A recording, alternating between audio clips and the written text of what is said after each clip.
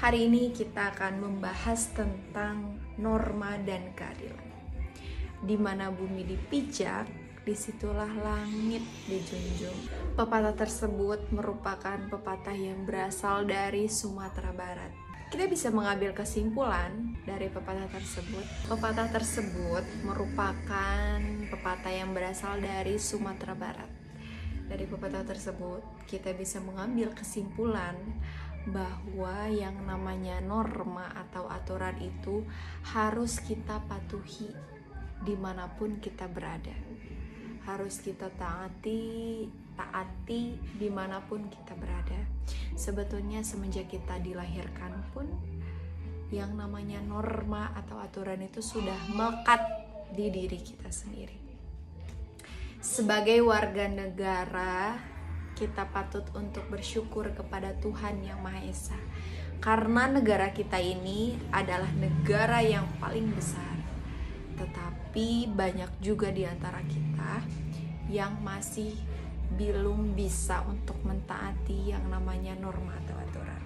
Sebagai contoh, kita bisa melihat di jalan raya banyak sekali orang-orang yang bersemrawut, berlomba-lomba ingin mendahului ketika sedang berkendara. Bahkan ada juga orang-orang yang melanggar lalu lintas ketika lampu merah harusnya kita berhenti, tapi banyak sekali orang-orang yang menerobos lampu lalu lintas tersebut. Pertanyaannya, apakah kita akan membiarkan pelanggaran tersebut terjadi, atau bahkan diri kita sendiri juga akan melakukan hal yang sama dengan orang-orang yang melanggar? Untuk macam-macam norma sendiri itu diantaranya yang pertama norma kesusilaan, kemudian norma kesopanan, norma agama, dan yang terakhir norma hukum. Yang pertama adalah norma kesusilaan.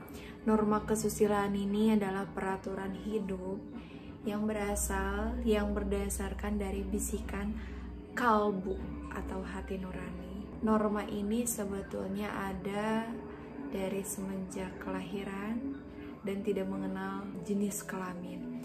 Kemudian misal contoh, seseorang yang berbohong dalam hati nuraninya itu tidak bisa dibohongi oleh siapapun, dan seseorang yang menuruti hati nuraninya berarti itu orang sudah bisa mempertimbangkan, sudah bisa mengamalkan apa yang namanya norma kesusilaan. Yang kedua, norma kesopanan. Norma kesopanan ini adalah norma atau aturan yang berkaitan dengan tindakan atau perilaku atau pergaulan manusia satu dengan manusia yang lainnya. Sesuai dengan judulnya, kesopanan berarti mengatur tentang bagaimana cara kita untuk bersikap terhadap yang lebih tua dari kita, bagaimana cara kita bersikap kepada atau terhadap yang lebih muda dari kita. Yang ketiga adalah norma agama.